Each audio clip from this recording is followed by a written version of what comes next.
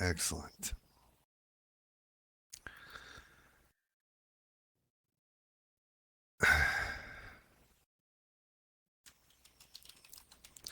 So, today, first let's start with, if there are any questions on any of the things that we have discussed in the last time, or if anything has come up over the course of the last month that you want to bring up. So if that does appear, go ahead and throw it out there.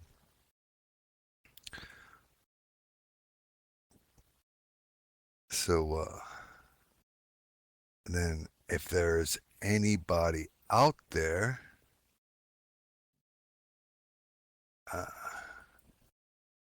that is available,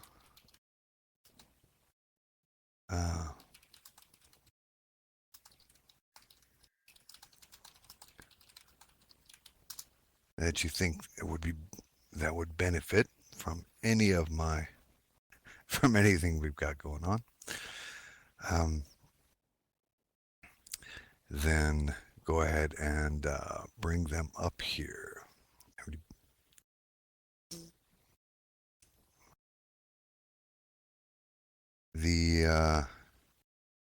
I know that I believe the last row was recorded, and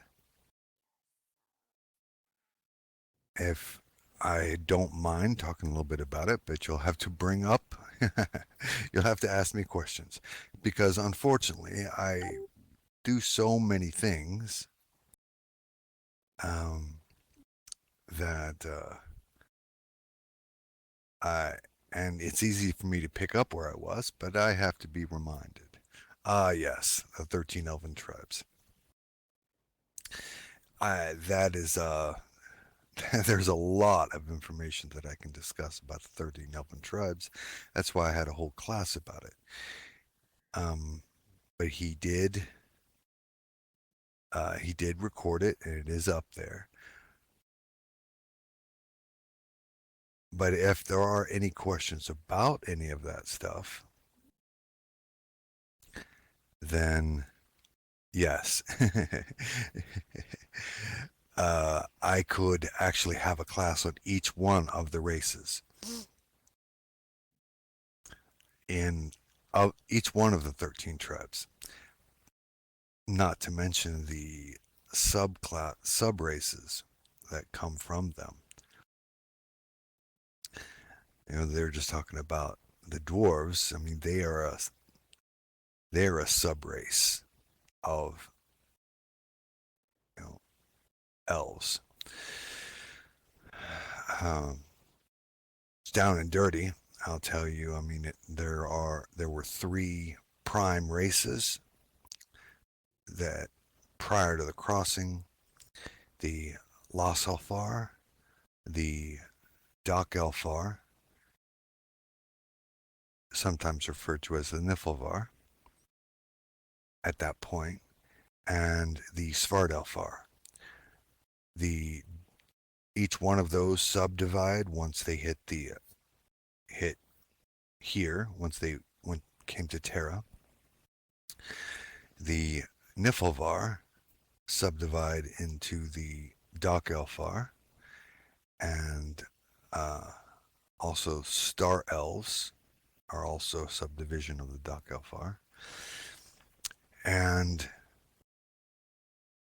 Banshee, which are banshees, except they're not undead. They are undead for all intents and purposes, but they are also not. So that's why instead of saying banshee, which is the traditional, what everybody knows, I refer to them as banshee. Hold on, one of my sons at my door. Think about that for a second.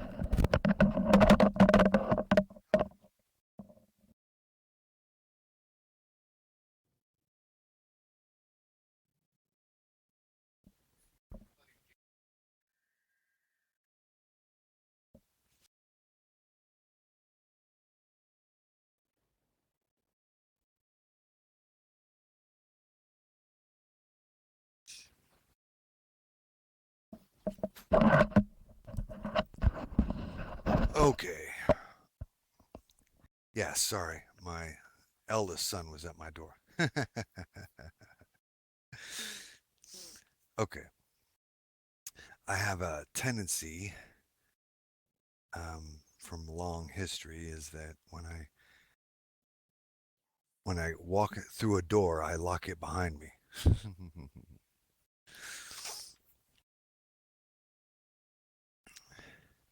It's all good. Okay. So, okay. Gnomes, of course. Ask.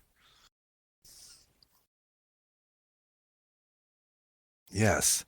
Gnomes, for those of you that do not know, are a subdivision underneath dwarves. As there was a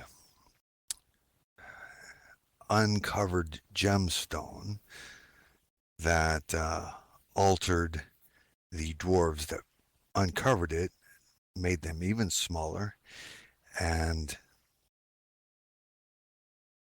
um, they began to speak much faster. Their brains began to work much, much quicker, and they generally don't have pauses in between. Yes, the gray stone is one of its names. That is correct. It's also been called the mana stone. It's also been called the gray gem, but gray stone is what I typically refer to it as.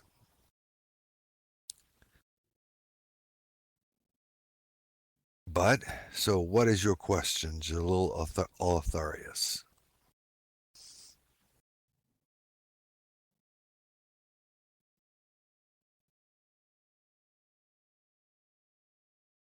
Doom, doom, doom, doom, doom, doom, doom.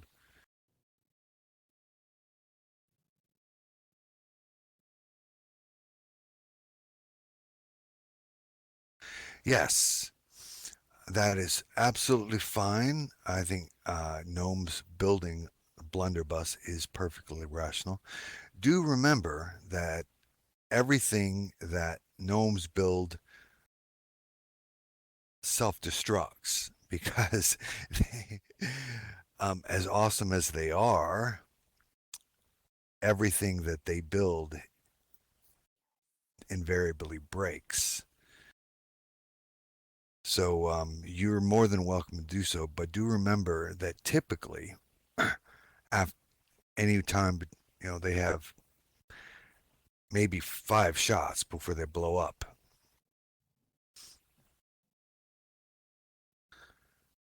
Um, you might be able to script set up a script so that the thing stops working. Yes, exactly. So that after so many shots, it's going to be RNG, random number generated, on how many shots that they have, and then the gun blows up.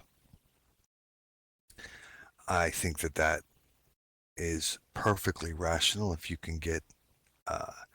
you can figure out how to pull that one off, then go for it.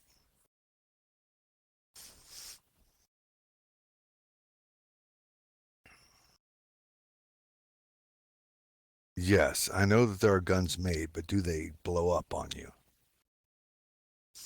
You know, if you can, that's the key element for gnome builds, is that they, it's great that you can do that, but they need to be able to blow up on themselves.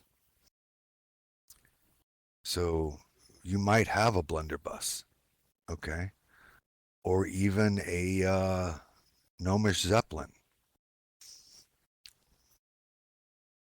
but they, but they're going to blow up, you know, and they could do maybe 5 shots. I mean, it just really depends. It's totally random. They could blow up on the first shot, you know, but you know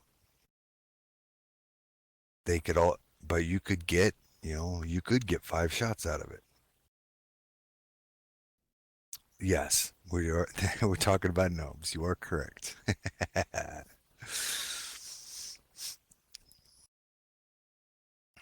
Yes, Rathmius is. If anybody can do it, he's the man.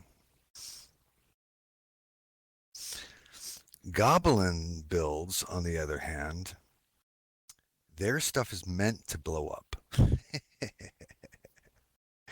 They typically make things make explosives. You know, so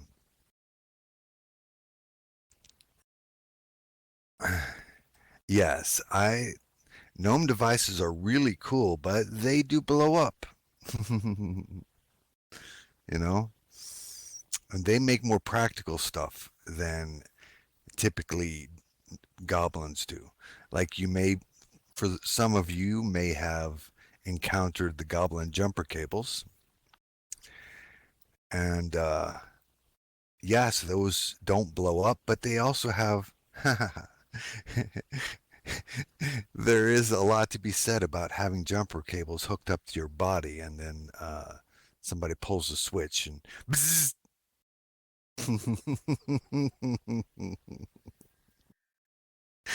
And that's very goblin. Uh, that's right. You know, if that happens to fall into your kink, hey, you're square. You should just go out on the battlefield and die because it will happen.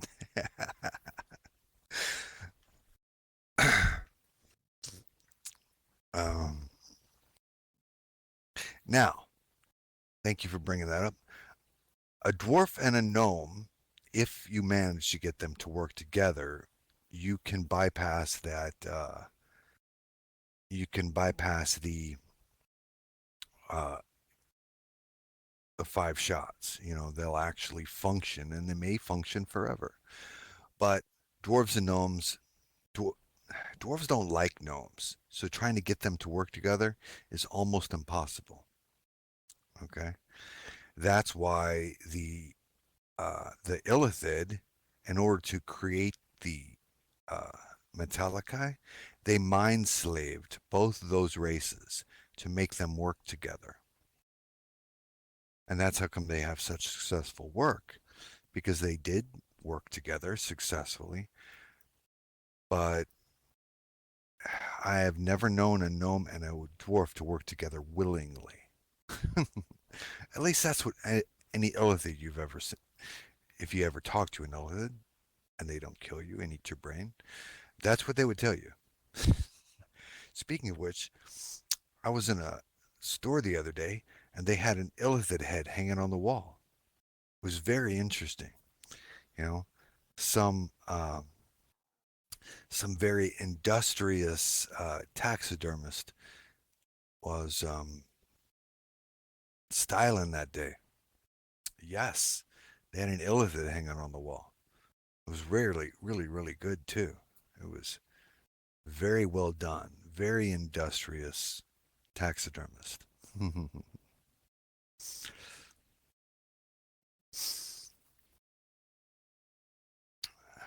I was more than mildly surprised. Illithid and beholders and some of the chthonic beings of such nature are one of the only properties that that TSR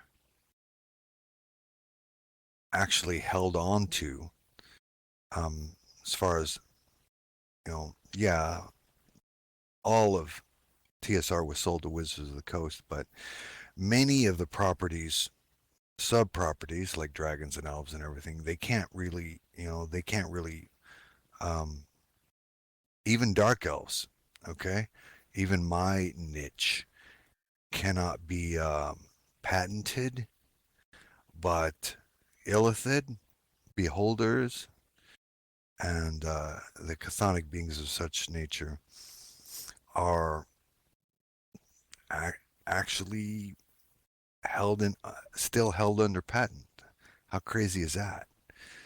So the fact that they had that illithid hanging on the wall was extremely amusing. And of course, it was purple with this dark pink uh, underneath the tentacles and big old crazy eyes, but still very looked really, really, really good. Anyway,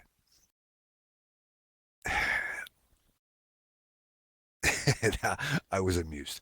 Okay, did I answer your question about gnomes or anything else?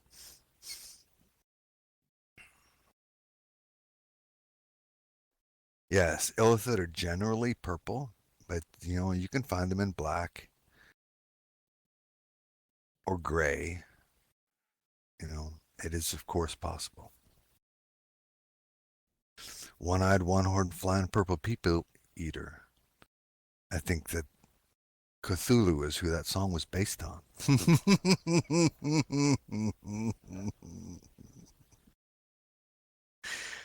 Because he's an illithid with wings.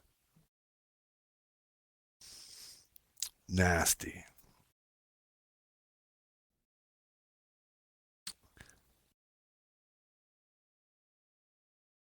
There you go.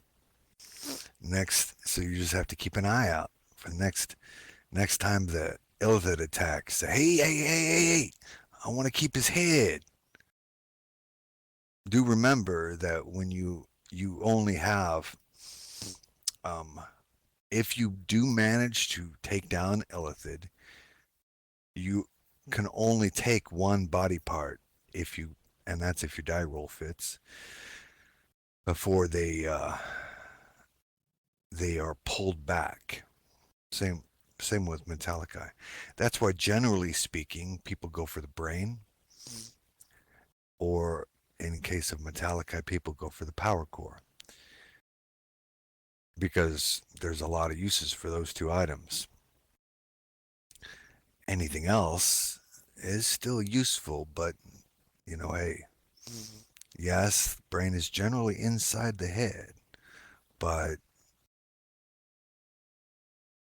can you pull off getting both? Hey, maybe. Definitely worth a shot, right? Definitely worth a shot.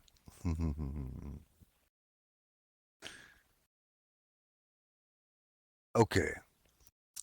Jalil Artharius, did I answer your questions about the about gnomes?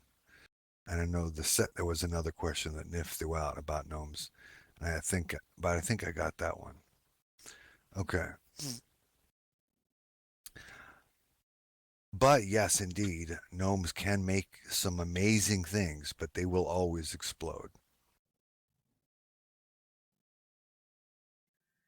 Argo is right.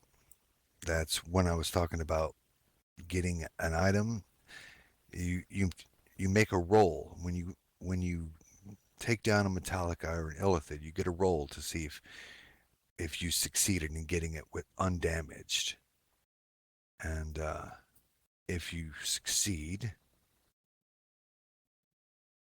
then you get it. If you don't, then it's damaged or destroyed. Yes, Gnome Grenadier is definitely a path choice. You can definitely go for. It would be their own version of a ranger. So, uh, a, so a gnome that wanted to go down that path would go to ranger school. Okay, and of course they're going to have to also go to artificer school too. Yes, or a spoon. Hey, you know, some people carry spoons on the battlefield to cut people's heads off with. Hey, I don't know why you would do that, because it's not like they're sharp or anything, but hey, it's very funny.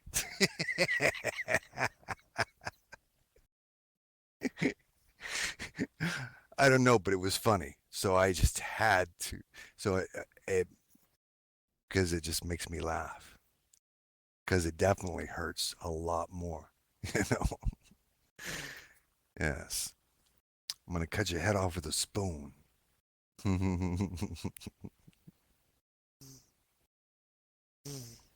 There are a couple of peoples out there.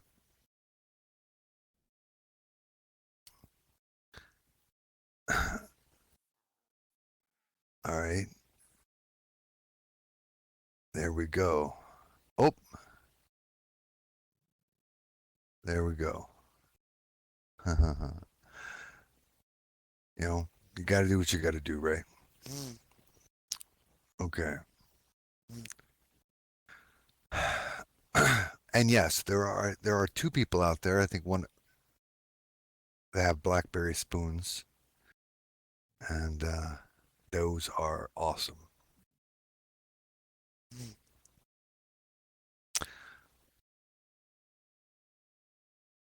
And yeah, the satchel charge would fall under the same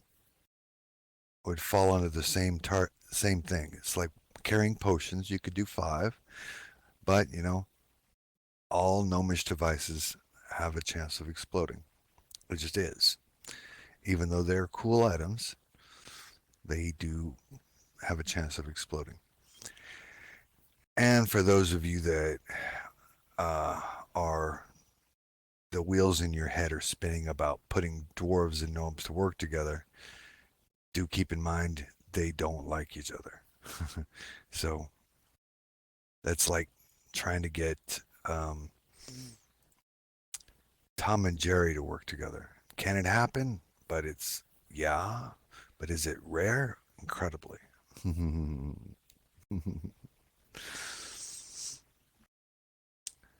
Dwarves and goblins, they don't like each other either, you know? No, they don't like each other either.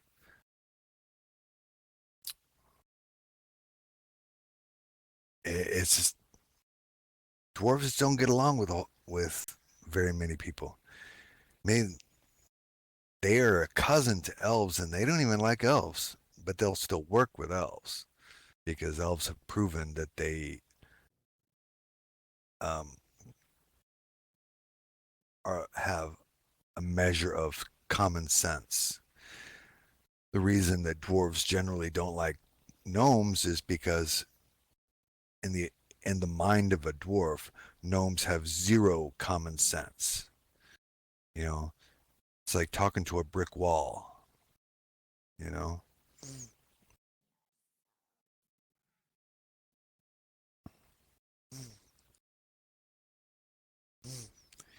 Yep, that's exactly how gnomes talk. You know, there there are no commas, there are no spaces, and and trying to get them to slow down to talk, mm, not so much.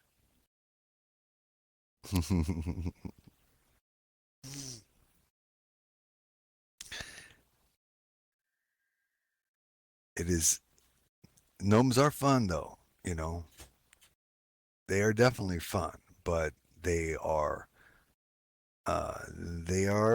their own particular brand of everything else. Zurf Neblin, they talk just like they are a gnome, so they talk just like gnomes. You know, they are. For those of you that don't know, a Zurf Neblin is a deep gnome.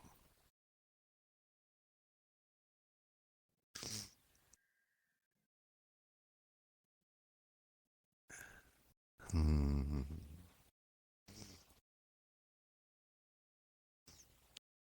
They do make excellent illusionists. True. All gnomes do. Um, I know that not.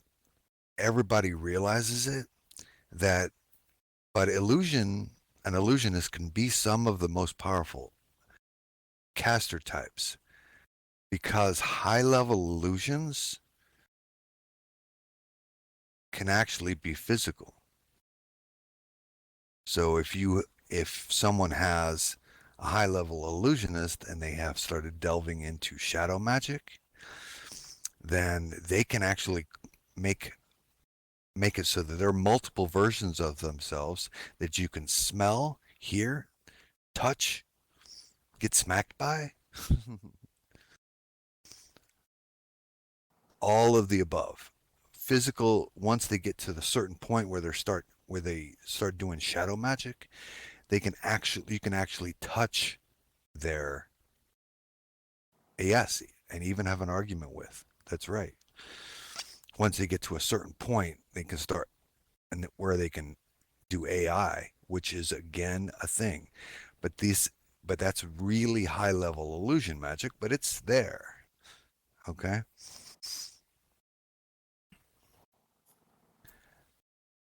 There is in Greyhawk there is a fairy dragon who does that. You're correct. A good example. All of you are familiar with Star Trek, right? I know you are. The you know their hologram chambers and even their holographic doctor later on in one of the series. Uh, that is yeah, in Voyager. That is shadow magic at its highest level. Okay, of course they're tech, but not magic. But the idea you get the idea from it. You get the idea what that they are doing it. They're doing shadow magic in their own form, and that's the highest level you can go with shadow magic. Naruto. Anyone here watch the show Naruto?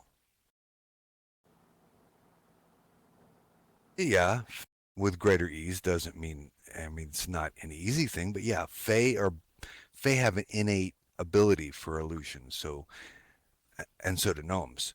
So they are going to be better at it than a human or an elf. Okay. Yes, as a specialist. Illusionist is already a specialist kind of mage. And then once they get up to a certain point, then they start delving into shadow magic, which is even farther. Okay. But if you've watched the show, if any of you have seen the show Naruto, the main character, um, he, ha- he has what's called shadow jitsu, you know, and he can make duplicates of himself that can actually fight and punch. That's shadow magic, you know. I think there are more characters than that. They can do it than just him, but that's the one I can, off the top of my head, a pretty good choice. But that's shadow magic. It's extremely high level illusionists that yeah, he's the one who uses it the most. And most of the time they don't, you have to it's even farther in order to make them look like you, give them color and stuff, but as you move along, you hit a demi shadow magic first. Okay, demi shadow magic still you can still do the touch and the taste and stuff, but they look like shadow versions of yourself, or of what it is, sometimes even see through.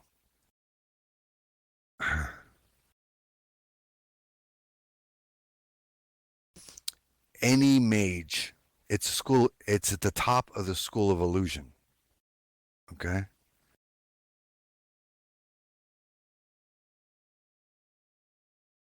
I think Lark his and Acacia are both uh, have both been doing shadow magic, you know, and they both asked me questions about it. It anyone who can do the arcane field can reach it. Okay.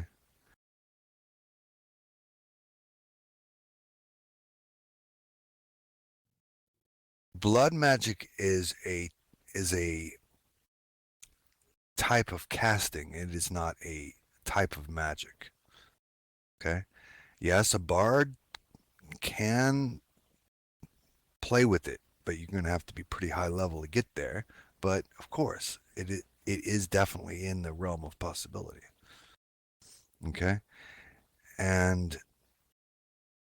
but the key element there is do not discount someone who does illusion as an illusionist that they are weak, because they not only can they mess with your brain, eventually they can mess with your body. Yes, that is true. There are certain deities that would allow shadow magic, that would allow you to use illusion magic. It's not across the board, but there are some that can do it. You know, yes, Jill Moon Snow. That is exactly my point. That just because you know you don't see the obvious about a certain school, don't throw it away just because it doesn't sound like, oh, that's super cool. I mean, throwing a fireball, everybody knows that's awesome, right? So, the abjuration and alteration are obvious choices for doing cool stuff. But um, all the schools have potential for awesome. You know, um, I'm going to harp on necromancy here for a minute. I mean, yes, obviously necromancers, uh, certain types play with the undead, and that's going to make them pretty dangerous. But that is not the only thing that a necromancer can do. All right, a necromancer essentially manipulates the nether. Okay, so there are some necromancers that don't even mess with undead.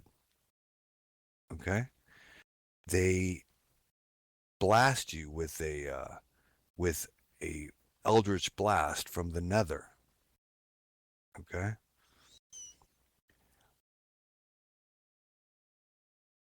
yes, Bale falls into that category. He's not he doesn't really build undead. That's not really his thing. And then of course there are necromancers that only build undead and they don't do the other stuff. Though that path is called the crypt keeper. That is another that a direction that you can go with it. But point being is that every single aspect of magic, divine or arcane, have have a real bite in the long run. And Trinity just mentioned uh, one of the rogue hybrids, and there is a rogue hybrid that particularly messes with it.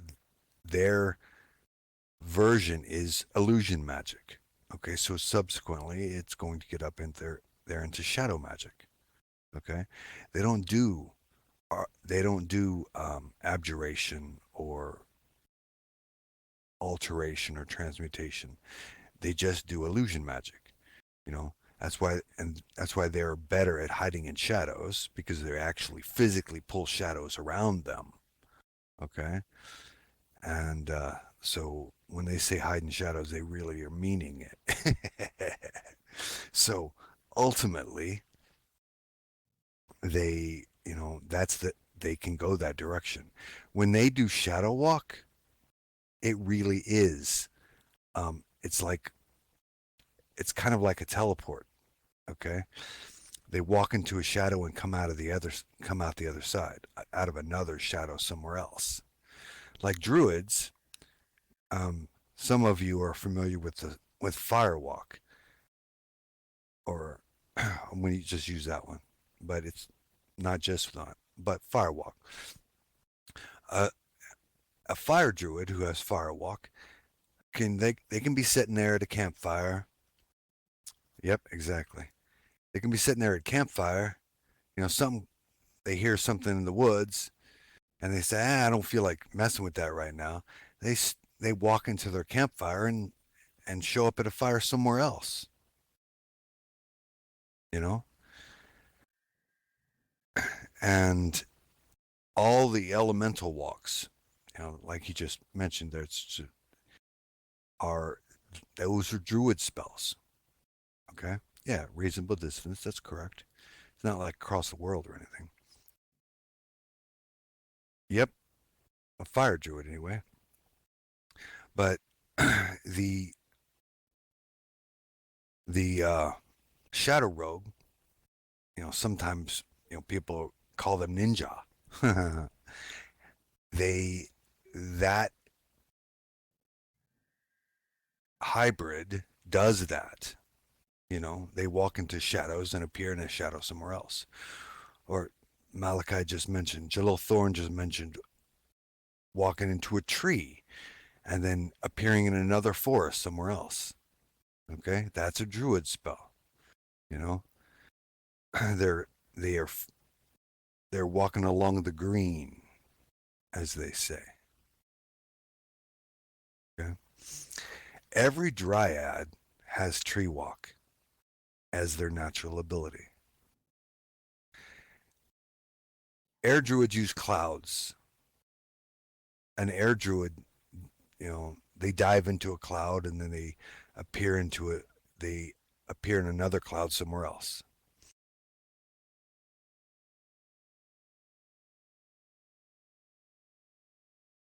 Okay, ask about dwarves. Fog is just a cloud on the ground. And there is a cloud. There is a spell called uh, fog cloud that druids can get. So if you're an air druid and you have fog cloud, guess what? you just made your own. You just made your own ability. All right. My apologies, Jalil Artharius. What is your question?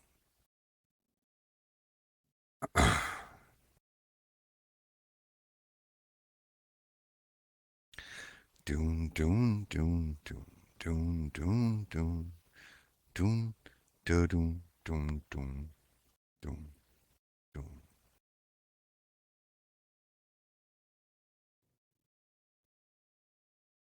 That was an introduction to the question. I'm waiting for the actual question.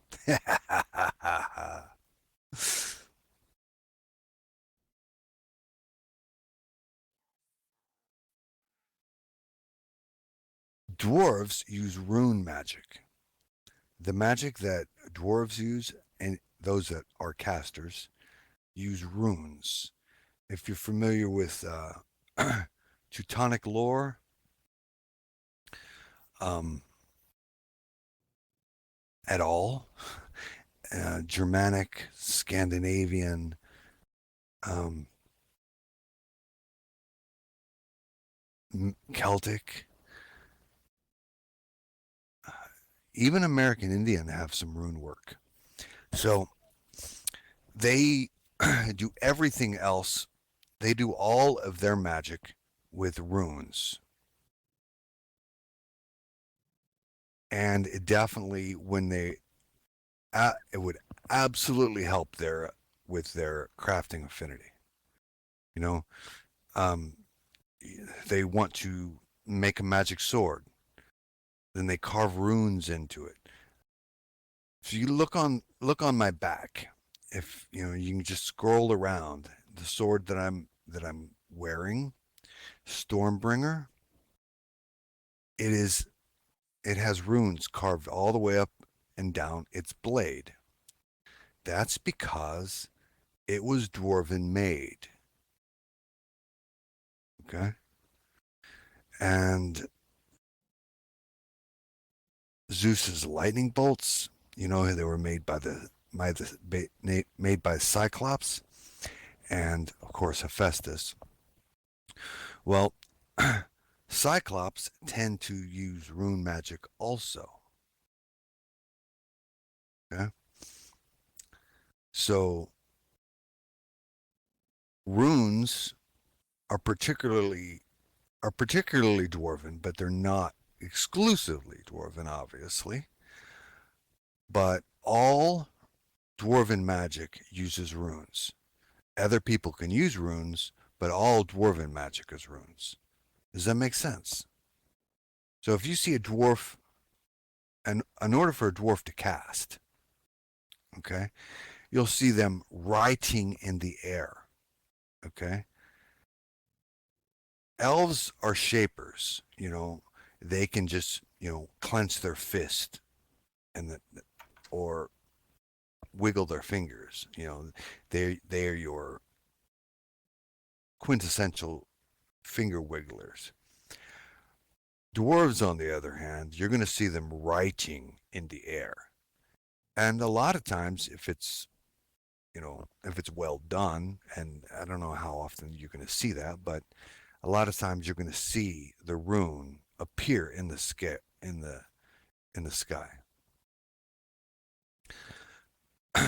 Dugar, yes, absolutely. They use rune magic also. Okay, it's just that the runes that they draw are only going to be seen by dark dwarves and dark elves and deep gnomes, Elithid, beings that have an affinity to see different spectrums of light. Yes, elves, most other elves see in the infrared, but they don't see the in the ultraviolet spectrum. Dugar are going to write in the ultraviolet spectrum. Does that make sense?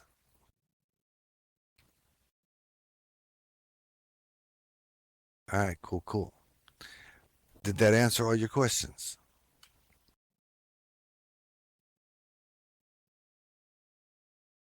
All right, excellent.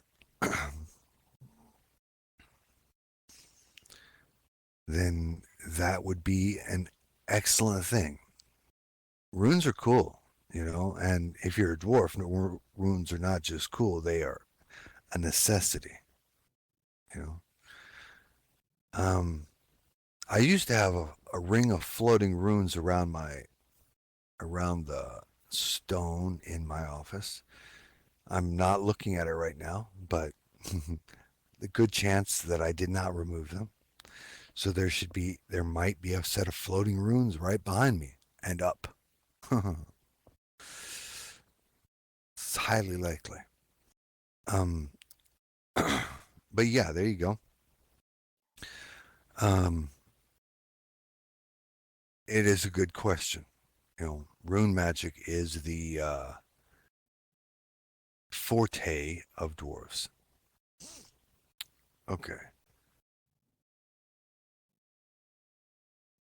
We can continue on the same. I'm good because yes, and they still train like any in the same fashion as any other caster. That's correct. Thank you. Brings up a really good point. Is all even though the magics are different, like dwarves use rune magic. Okay, even though the magic might be essentially different, they're still going to have the same um, essence. Is that yeah, a good way to put it? You know, they're still drawing from the same thing. So the teacher is still going to teach in the same fashion. They're just going to learn differently. Okay, and your guild leads. That's right. They're still exactly. They're still pulling on the weave. Your guild lead is going to have the ability to teach the different forms. Okay. Someone mentioned blood magic earlier. Okay. Blood magic, okay, yes, is still is no different than any other kind of magic, except they blood magic draws on the stamina of yourself and those around you in, instead of mana. Okay, so blood magic is different than than other kinds of magic in the fact that it uses stamina instead of magic instead of mana, but everything else is the same. Okay, everything else is the same. They have to they learn to cast like any other caster, but they use your life force or the life force of those around them to make the casting. Like example, most vampires are blood mages, and it's not that just because they're all into blood and everything. It's just that's what they know.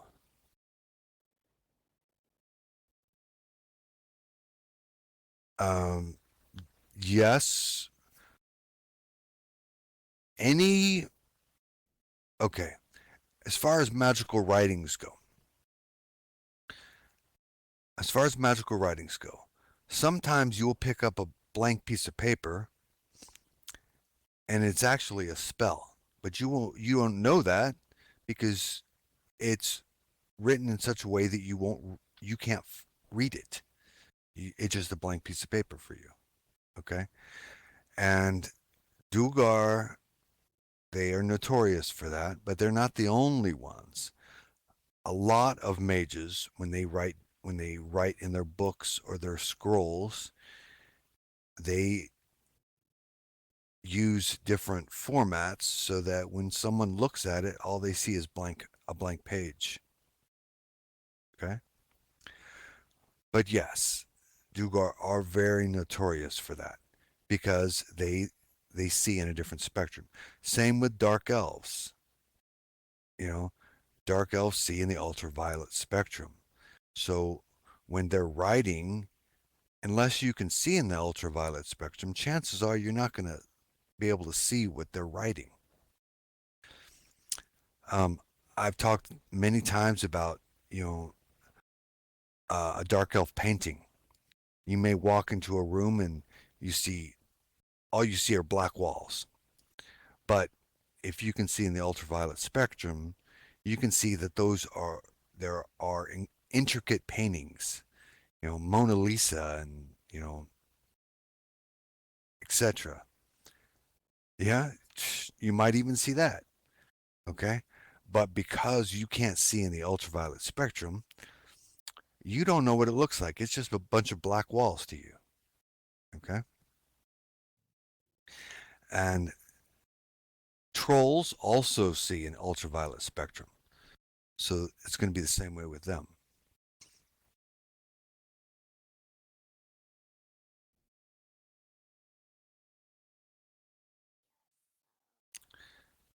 That is correct. That is correct. Some races automatically have that, like elves, okay, and fae, okay, automatically have that. Some trolls are smarter than others. You are, but some are not so much. You're right, but you can say that about humans too.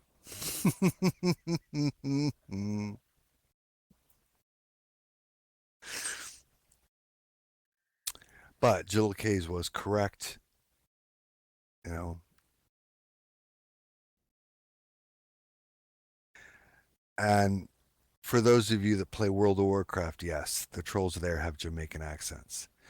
And actually, I'm good with that. You know, they you can play your character however you want. Totally fine with it.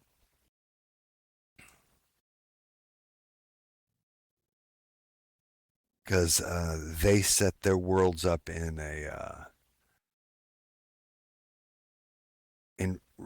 regionally, and that's fine. I'm good with it.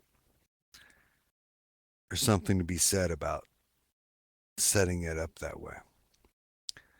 Our world is so big that I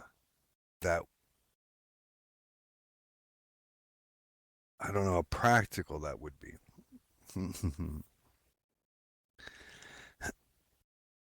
Exactly, you're right.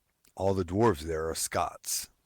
Well, they have what they have done is they have made it so that every race is from a different region. It just makes it easier on some levels. When you're crafting a planet to uh to do that. That's true. Yep. Welsh is very common for elves and British across the board as well, you know.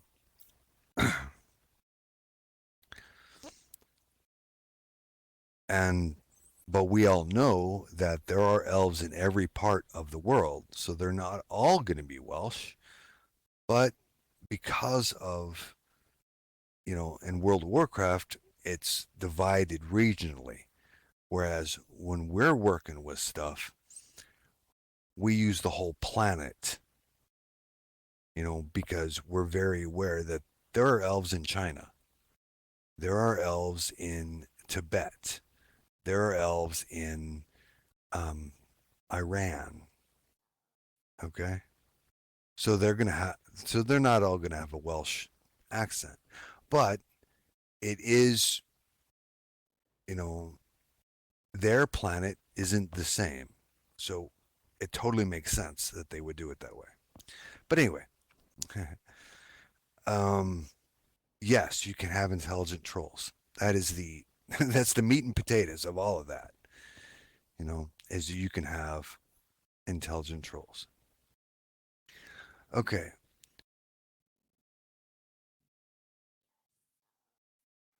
Any other questions about the 13 tribes?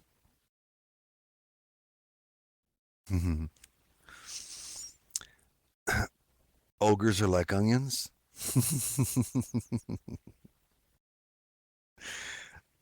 To a dragon, maybe. You know, because they add spice.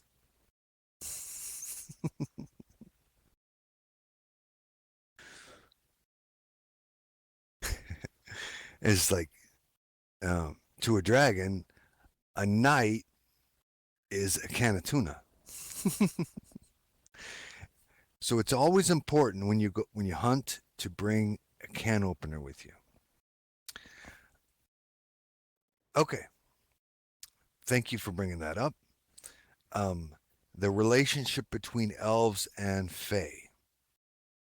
Yes, there is a definite relationship between elves and fae.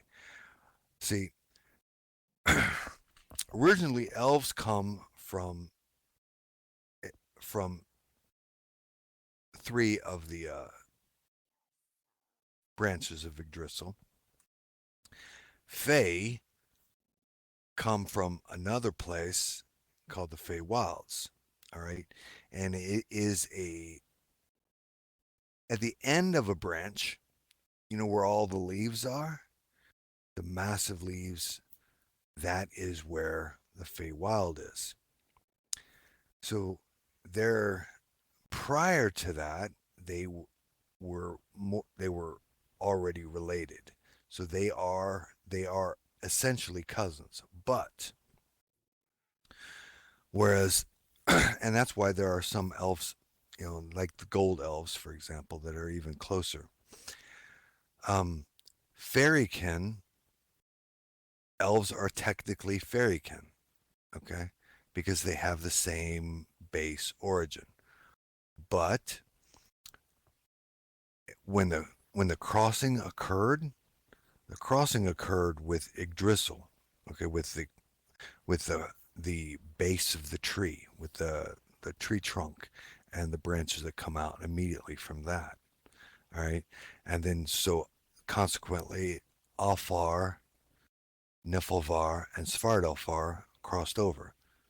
Okay, it was later, after the world was a little tamed, and I use that term loosely, that the Fae crossed over. Okay, because when the plane of chaos was expanding and trying to take over the plane of law, all right, the Yggdrasil was its, I can't say its target because I'm not sure that it's intelligent, but at the same time it was. So they reacted first. It wasn't it wasn't late until later when the plane of chaos started encroaching upon the Fey Wilds that they started saying, "Hey, you know what? We need to expand our universe and push back this push back this growing darkness." And that's when the crossing occurred for them.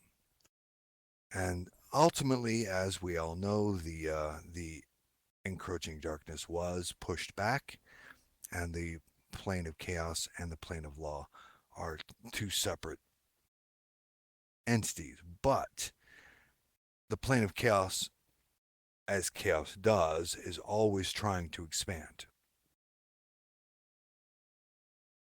Okay? Go ahead.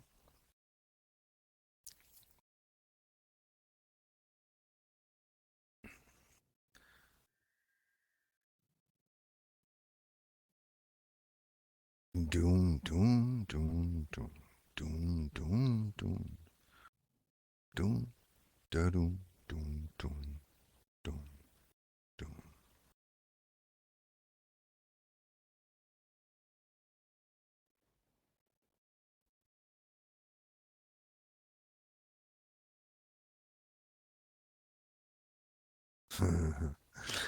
The other day at the dance, someone was just talking about silence, and they just settled around the room. Silence is golden, and duct tape is silver.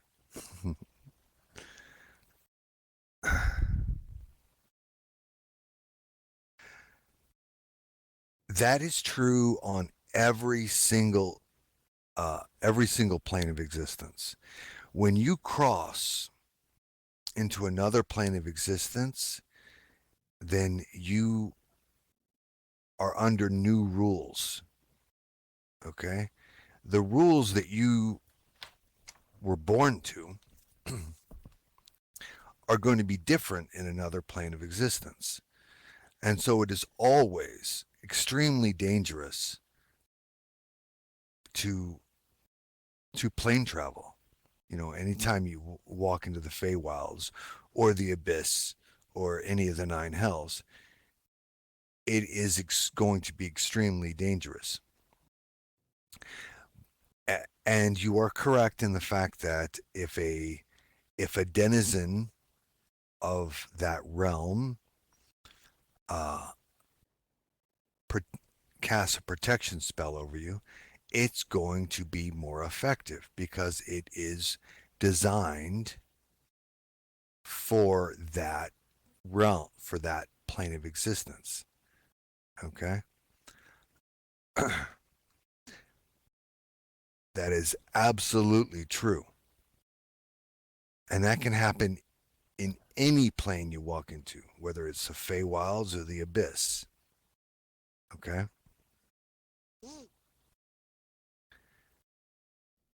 Thank you for bringing that up. That is also why a lot of outsiders are Looney Tunes when they get here. Okay? Because they are doing the same thing. They're doing the same thing. When they cross from there to here, they are undergoing an a plane shift. They are entering new rules. Okay. So anytime the rules change, okay, it's gonna mess with your head. Okay. Plane travel is a very, very dangerous course of action. People do it. All right. It happens. But it is a very dangerous course of action because once you cross that into that next plane or from there to here, the rules are all changed. Okay. And in some cases, in all cases, there's a temporal alteration for one, for example, in the Feywilds. Okay, you can be here for 3,000 years. You're not going to live that long, but let's just use that for example, and then go back to go back to the Feywilds, and you know, a month has passed because time here is longer than time there. Okay, does that make sense? And in all cases, yes, there's gravity. um, in all cases, there is a temporal difference between each plane. In some, it's just how much and in what direction on what happens. In some cases, you can cross over into another plane of existence and spend 30 years there, come back here, and 30 days have passed. Okay. Or, 30 seconds have passed. It just depends on which one you've gone to. All right. Um, the Abyss, for example, is that way. The Abyss and Feywilds are opposite in that regard. In the Feywilds, you know, time is, you know, 30 years as opposed um, to 30 years here is maybe half a second there. And then in the Abyss, it's reverse. Okay. 3,000 years there, you know?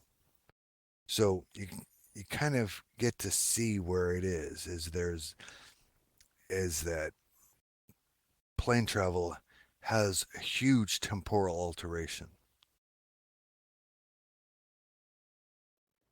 Would it be hard for a native of another plane to return if they have adapted to this one? Yes, it would. Okay. Not impossible. Okay. They could still adapt. Um, they, because it's in their blood, but it's not going to be like, you know, someone who's born in the Feywilds, for example. Someone who's born in the Feywilds and comes over here and then adapts is going to be able to go back and they'll, you know, with a little bit of time, they're going to be all right. Okay. Someone who's born here of fairy blood and goes over there is going to have a much harder time because they were born here. Okay. They were born here.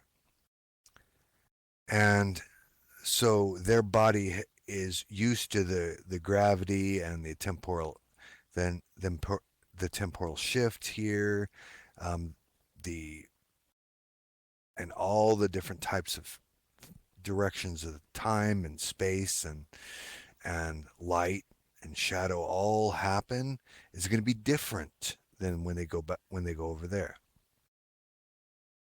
So it is possible to adjust, but people who are born in a place are going to have a lot easier of time adjusting going back there.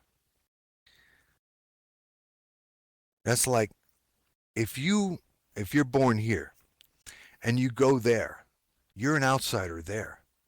Okay? Here, everyone who's born somewhere else, the Abyss, Nine Planes, Feywilds, whatever, they're outsiders. Okay? Um, all chthonic beings, beholders, they're outsiders because they're not from this plane of existence. They're not Terran. Okay? But if you go from here to there, you are the outsider.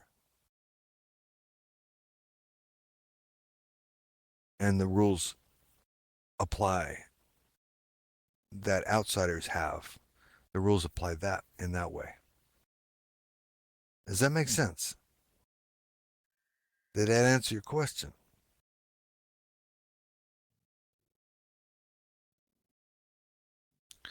All right, cool. It was a good question. It's a good one. Okay,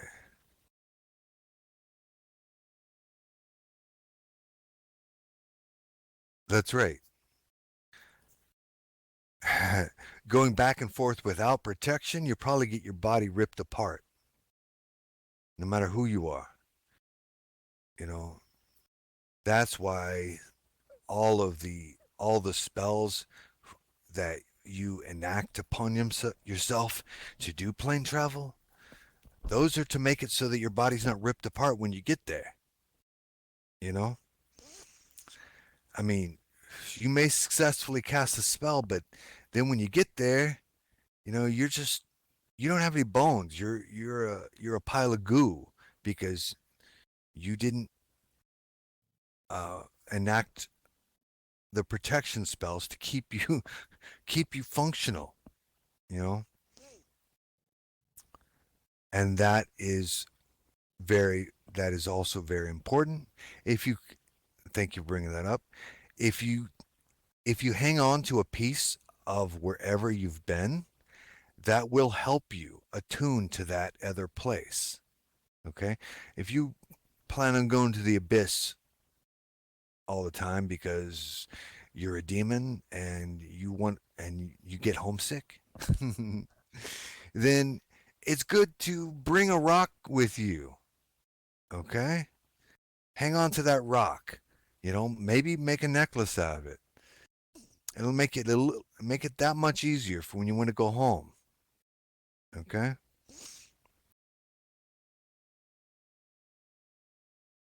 Exactly.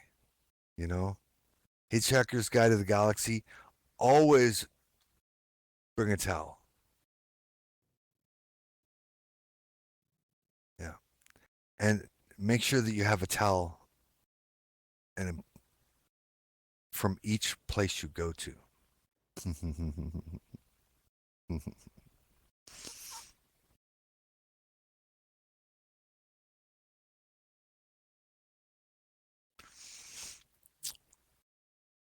Yes, I don't agree with that one.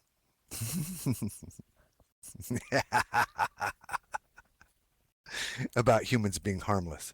I don't think so much, you know.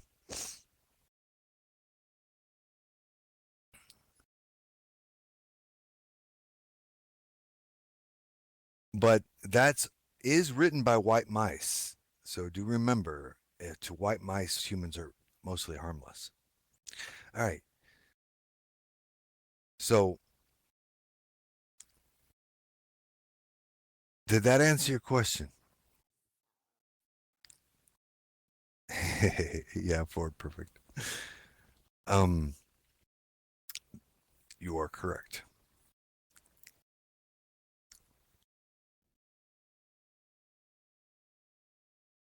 Those fish in your put in your ears, not as much fun as it sounds.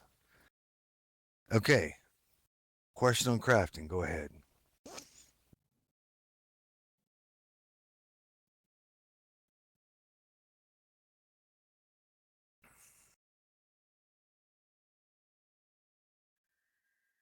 So, do you only need one babblefish, or is there a chance of failure?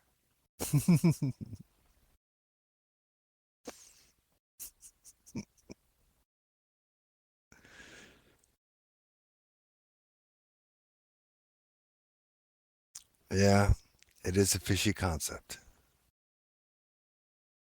You're right about that.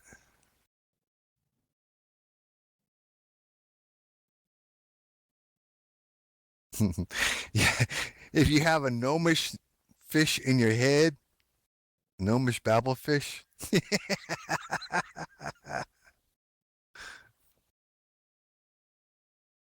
Okay, if you were able to get a foundry that powered by your hoon, then it would um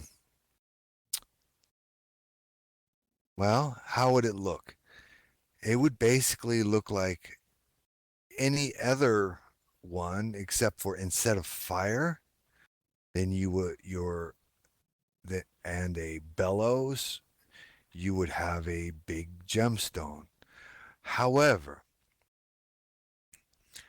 um the thing about that is, as I understand it, then you then in the case of a hoon, they are powered by the people. Hoons are powered by the people. So the sadness and gladness and madness of the people is what powers a hoon. So if you are making items using hoon energy, then it's going to it's going to be directly related to the emotions of the people at the time. Okay, it would absolutely, as what I was, it would absolutely only work on the alignment that that hoon is at that moment, because the hoon's alignment can change depending upon the alignment of the people. Yeah, sort of like dark crystal, sort of like that. That that's as close as you can get to it. Except in this particular case, any items that you have. Okay, let's say you were able to you build a hoon forge and you make a sword. Okay, using that hoon energy. All right, that hoon happened to be very. Everybody was happy and good at that moment. So now you have a sword that has been built using that energy. When, that means that when you're out there using it, then as long as you are happy, your sword is magic. If you are sad, your sword stops being magic. If you are mad, your sword stops being magic. Does that make sense? It would only a hoon powered weapon would only be magical when you had the same emotional equivalent as its as how it was crafted. Now, if you are a very controlled individual, like dark elves are essentially, then your sword will always be magic.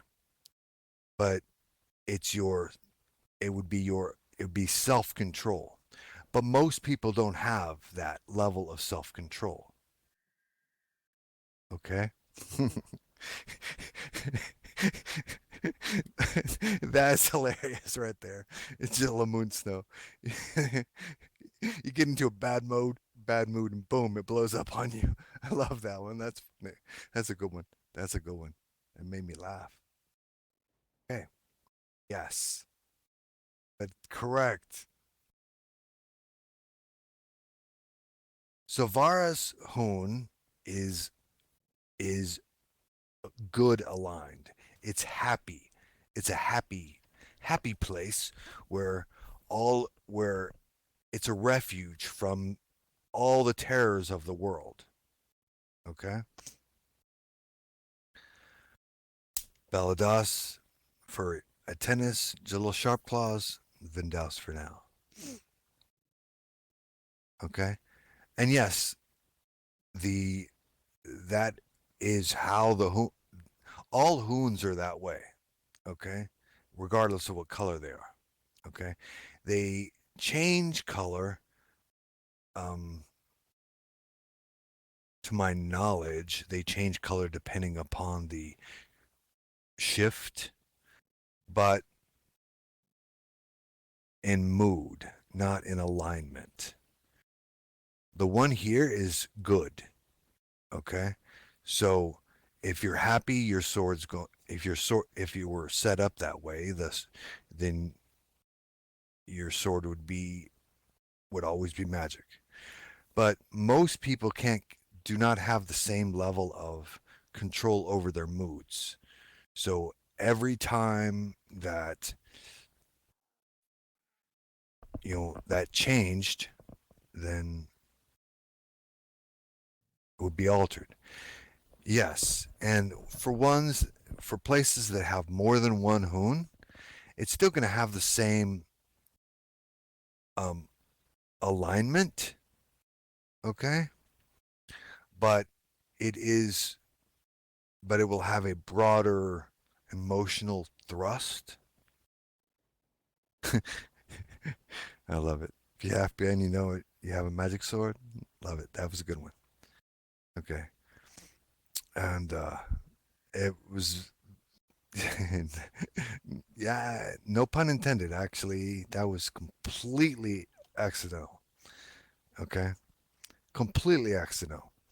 But anyway, yes. So that's what would happen if you have a Hoon powered forge. Okay, is that you are embedding the emotions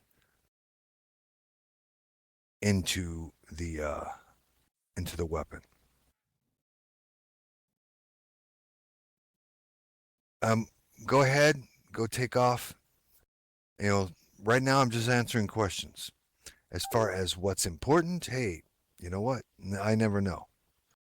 But I greatly appreciate you picking up this, and